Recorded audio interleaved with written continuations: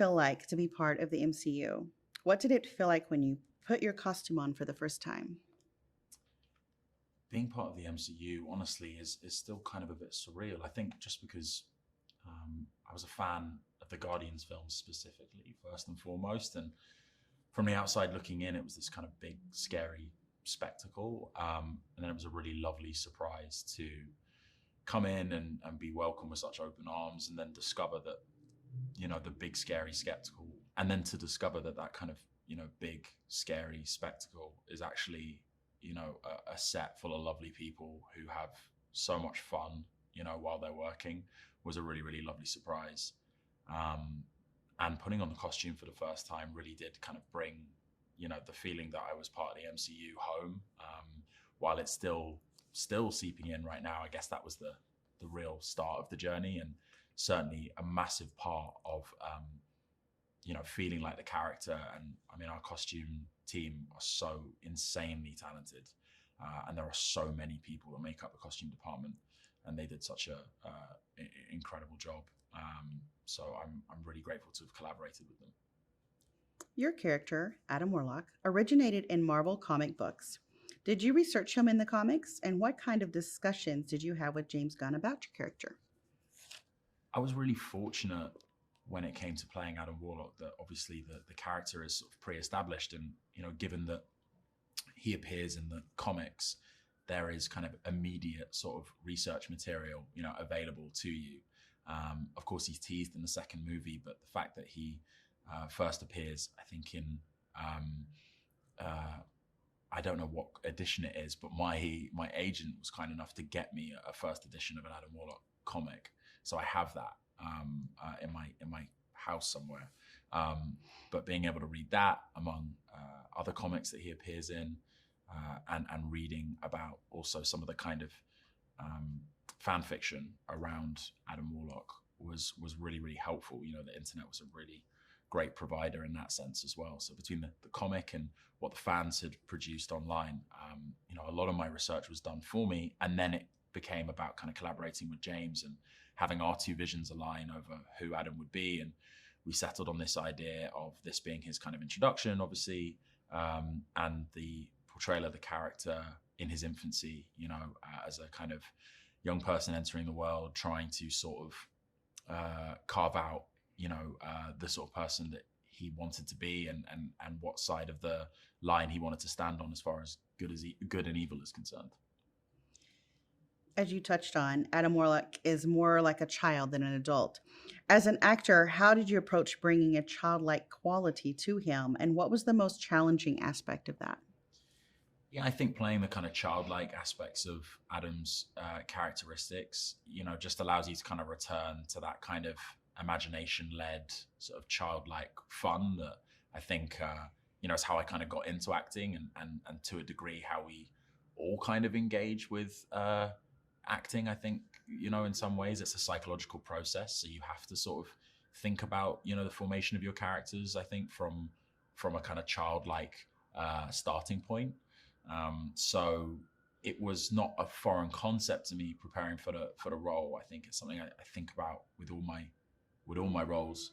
But playing the childlike qualities of Adam was fun. I think that's where a lot of the humor lied. And then I think it was about trying to manage, in a relatively short period of time, a kind of maturity arc, even in the context of this first movie, where, through his contact with various people and through various experiences in the film, he matures over time. What was it like working with the established cast? Was it helpful to have your process with them around? Massive.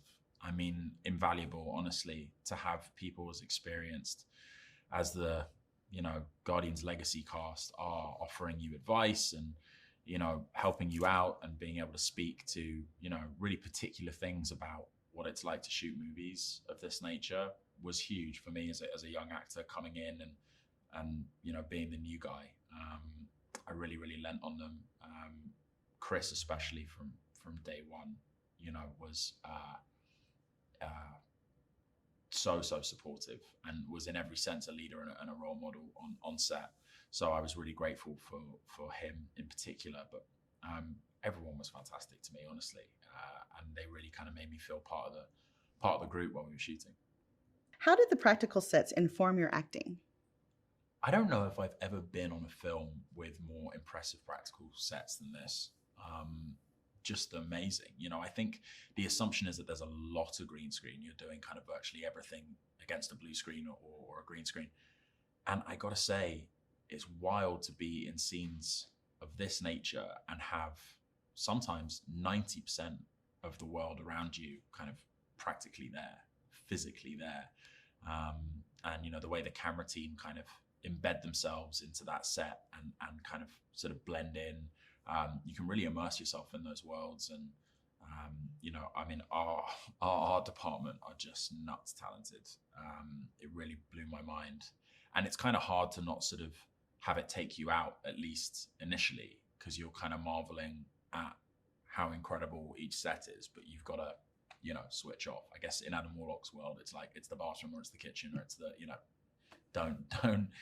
don't stare at it all in wonderment, but it eventually becomes something that just helps you lose yourself in any given scene and feel more like the character. And every department are kind of pulling to try and achieve the same goal, and it makes my job in the acting department much easier.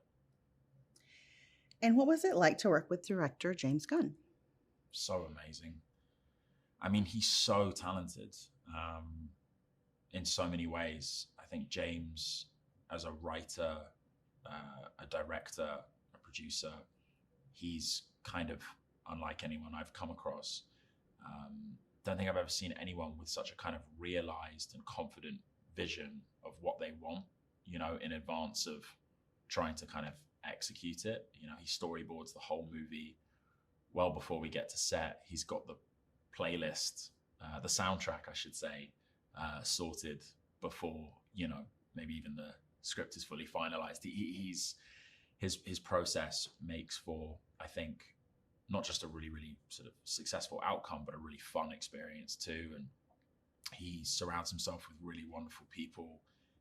It's a prime example of the fact that you can make a movie on a certain scale under a certain amount of pressure at a certain level without compromising on the experience for the people who you're working with and the well-being of those people. I think he really cares about people having a good time and people being taken care of in the process. And that shouldn't be overlooked. I think that's a really valuable quality that he brings to his movies. What can audiences look forward to when they see this film? I think audiences can probably look forward to one of the most kind of balanced films in the Marvel universe that I've seen, as far as its blend of kind of, sentimentality and I suppose just pathos and emotion with comedy. It really is a laugh and cry movie with so many twists and turns and subversions of expectations. And there are just some amazing performances in this on the drama and the comedy side. That's what I was really struck by, when I watched it recently for the first time. It's just chock full of incredible performances. Lastly, if you could describe Guardians of the Galaxy Volume 3 in one word, what would it be and why?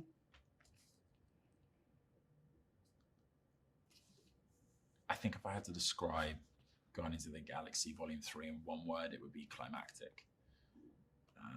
It really does feel like the perfect kind of crescendo to what has been, a 10-year journey, over a 10-year journey for, James and the original cast. And it's a wonderful send-off to some characters and a brilliant tribute to, I think, the unique qualities of this really zany, weird, and heartfelt, trilogy of films.